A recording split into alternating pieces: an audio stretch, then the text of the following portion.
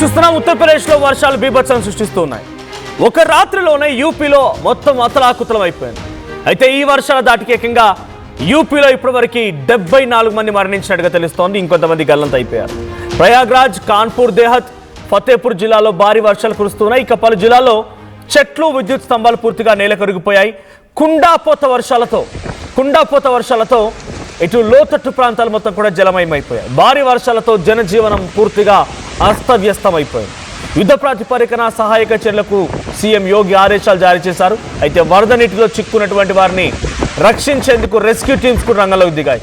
స్కూళ్లు, కాలేజీలకి అత్యవసర సెలవులు ప్రకటించారు. మరో 24 గంటల పాటుగా భారీ వర్షాలు కొనసాగే అవకాశం కనబడుతోంది. సో ముందస్తుగానే ఉదయం అంతా హీట్ వేవ్స్, రాత్రి అయితే చాలా భయంకరమైన వర్షాలు నార్త్ ఇండియాని అతలాకుతలం చేస్తున్నాయి. మరి ముఖ్యంగా ఉత్తరప్రదేశ్లో ఇప్పటివరకు కేవలం ఒక 24 గంటల్లోనే 74 మంది మరణించారు. 74 మంది కూడా కేవలం వర్షాల కారణంగానే అక్కడ పూర్తిగా మరణాలు సంభవించినట్టు తెలుస్తోంది. So Bhadohi and Fatehpur, Badaun, Sultanpur, Sonbhadra, Chandauli, Prayagraj and మరికొన్ని యూపీ రీజియన్స్లో ఈ భారీ వర్షాలు కురుస్తున్నాయి. సో 33 మంది ఒక మేజర్ స్టోమ్ కారణంగా మరణించారు. అంటే ఒక భారీ వర్షాల నేపథ్యంలో చిన్న చితక ఇల్లు కూలిపోవడాలు, స్తంభాలు విరిగిపోవడాలు, అటు చెట్లు నేలకొరడాలు ఇవన్నీ చూసి 34 మంది మరణించారు. ఒక చోట 7 మంది సుల్తాన్పూర్లో. ఇలా డిస్ట్రిక్ట్ వైజ్గా చూస్తే అక్కడ ఎక్కువగా నమోదైంది భదోహి జిల్లాలోనే. సో భదోహి జిల్లాలో 16 మంది మరణించారు. అక్కడ ఉన్నటువంటి మట్టి గోడలతో కట్టుకున్న ఇల్లు పూర్తిగా ధ్వంసమైపోయాయి. సో విరిగిపోయాయి. అండ్ పైనుంచి ఉన్నటువంటి మేడలు మొత్తం కూడా కుప్పకూలిపోయాయి. ఎలక్ట్రిక్ సప్లై కానివ్వండి, పవర్ లైన్స్ తెగిపోవడంతో కొంతమంది, ట్రీస్ అన్నీ కూడా నేలకొరడంతో మరికొంతమంది. ఎక్కువగా ఈ డిస్టిక్లో గోపీగంజ్ అండ్ ఔరాజ్ ఈ డిస్టిక్స్ మాత్రం, ఈ యొక్క ఏరియాస్ మాత్రం చాలా భయంకరంగా దర్శనం. మీకు ఇంట్రెస్టింగ్ విజువల్ చూపిస్తాను. ఇట్స్ నాట్ ఇంట్రెస్టింగ్ బట్ డెఫినెట్గా కొంత ప్రమాదమే. సో ఆ విజువల్లో ఒక వ్యక్తి హోర్డింగ్ కడుతూ ఉన్నాడు. ఒక ఫ్లెక్సీ సంబంధించి ఆ హోర్డింగ్ కడుతూ ఉన్నాడు. సో ఆ హోర్డింగ్ ఒక్కసారిగా ఆ గాలి దుమారానికి విరిగిపడడంతో ఆ వ్యక్తి ఎక్కడో సుమారుగా 100 మీటర్ల ఎత్తుకి ఎగిరిపడి కింద పడిపోయాడు. సో ప్రస్తుతమైన ప్రాణాలు కోల్పోయినట్టు తెలుస్తోంది. ఇక్కడ ఆయన కోసం వెతుకులుతూ ఉన్నారు. కొన్ని విజువల్స్ మనం చూస్తున్నాం. సో వచ్చి పైకి ఎక్కడికో తల కిందలైపోయి ఎగిరి విసిరి కొట్టినట్టు అయిపోయింది. ఒకసారి ఆ విజువల్ చూద్దాం.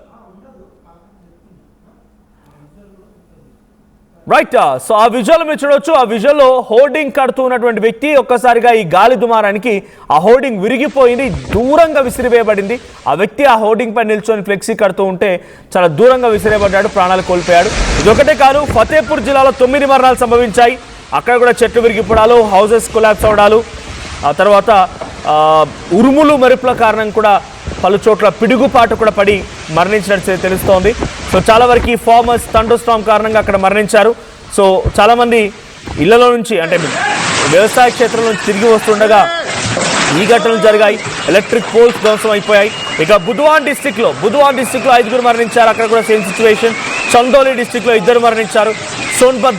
సోన్భద్ర జిల్లాలో 1 మరణించారు. సో వీళ్ళంతా కూడా హైటే వెరీ డే టైంలో వెరీ హీట్గా ఉండడం, సడన్గా రాత్రి అయ్యేసరికల్లా బే ఆఫ్ బెంగాల్ సంబంధించి ఒక్కసారిగా వేవ్స్ తాకిడి మొత్తాన్ని కంట్రోల్ చేయడం కోసం వచ్చినటువంటి ఏమంటారు మాయిశ్చర్ ఫ్లో కానివ్వండి.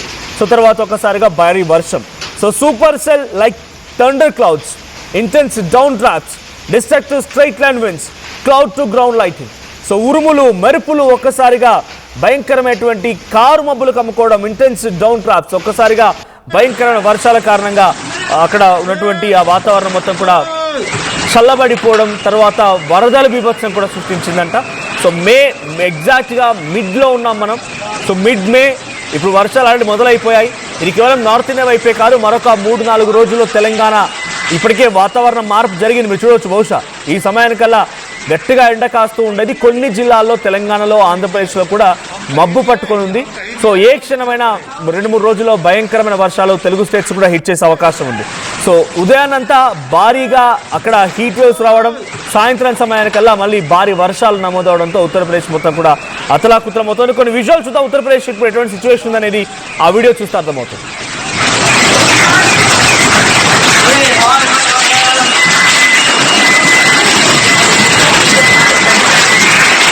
टैंकी गाड़ी आई है। हम कही दिया है कि हम कही दिया है रामचंद्र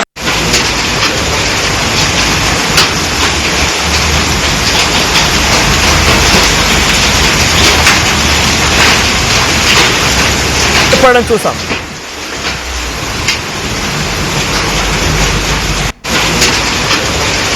సో గాలివాన బీభత్సం చూస్తున్నాం. అక్కడ గాలివాన బీభత్సానికి ఒక చెట్టు పూర్తిగా నేలకొరి కారుపై పడిపోయిన విజువల్ చూస్తున్నాం. మరోవైపుగా ఒకవైపు వర్షం కురుస్తూనే ఇంకోవైపుగా భారీ గాలి దుమారం, చెత్త చెదారం మొత్తం కూడా గాల్లో కలవడం చూస్తున్నాం. భయంకరమైన వర్షం.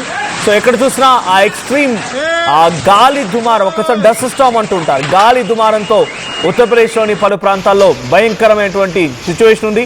ఇప్పటివరకు 74 మంది మరణించారు. ఇక్కడ ఆ చెట్టు పూర్తిగా చాలా వేర్లతో సహా కూకట్టు వేలతో పికిల్చి వేయడం అంటే ఇదేనేమో బహుశా. సో కూకట్టు వేలతో సహా ఒక్కసారిగా నేల కొరికి అక్కడ కారుపై పడిపోయింది.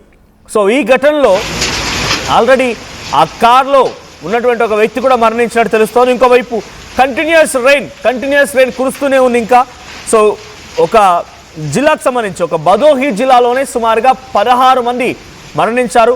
దాంట్లో ఒకే కుటుంబానికి సంబంధించి 4 కూడా మరణించినట్టు తెలుస్తుంది. వారంతా కూడా ఒక మట్టి గోడలు ఉన్నటువంటి ఇంట్లో ఉండిపోయారు. సో వారంతా ఒక్కసారిగా భారీ వర్షానికి గాలి దుమారానికి మట్టి గోడలతో ఉన్నటువంటి ఇల్లు కుప్పకూలిపోవడంతో 4 కూడా అక్కడే మరణించారు. సుమారుగా ఆ ఘటనకు సంబంధించి దాంట్లో ఒక ఎల్డర్లీ ఉమెన్ ఉన్నారు, ముగ్గురు పిల్లలు ఉన్నారు. సో కొంత తల్లి, 3 పిల్లలు అని తెలుస్తే వారంతా కూడా స్పాట్లోనే మరణించారు. సో అక్కడ సహాయక చర్యలకు సంబంధించి వెంటనే హుటాహుటిన అక్కడికి స్థానికులు చేరుకొని అందరూ కూడా వెలికిసే ప్రయత్నం చేసి ఆ లోపుగానే వారంతా చనిపోయారు. ఇక ఫతేపూర్ జిల్లాలో కూడా ఈ రకంగానే ఒక భారీ వృక్షం కదులుతున్నటువంటి కారుపై పడిపోయింది. సో ఈ సంఘటనలో కూడా 2 మరణించారు. So meteorologist said wind gust during the storm may have caused dangerous levels. అక్కడ డేంజరస్ లెవెల్ని దాటి గాలి బీభత్సం సృష్టించిందట. అందుకే ఇటువంటి ఘటన జరిగిందని చెప్తున్నారు అధికారులు.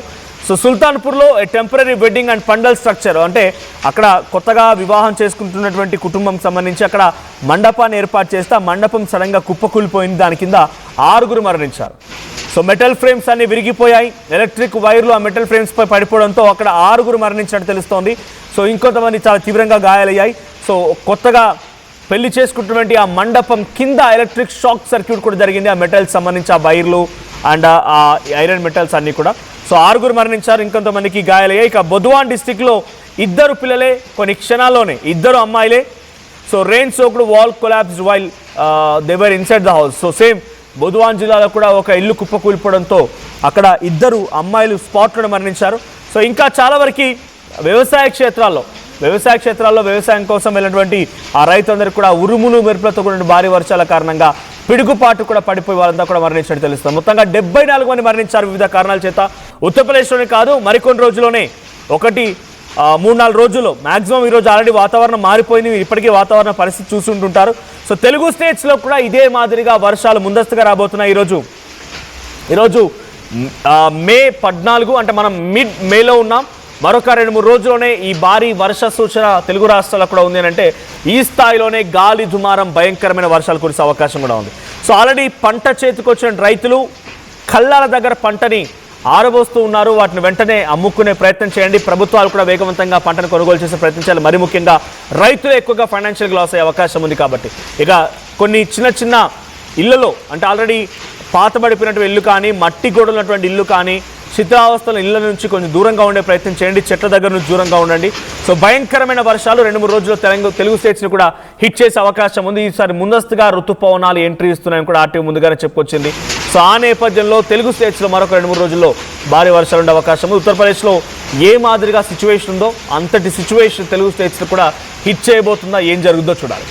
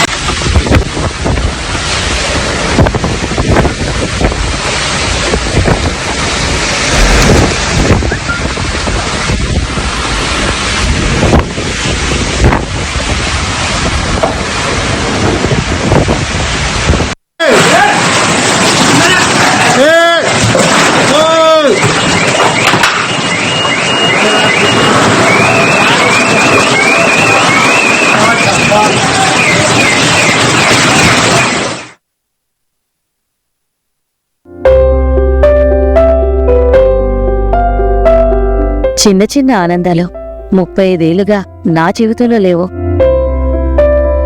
35 ఏళ్లుగా నేను డైపర్లలో బ్రతికాను. 6 సెంటీమీటర్ల ఫిస్టులా నా మూత్రాశయంలో లీకు కారణమైంది.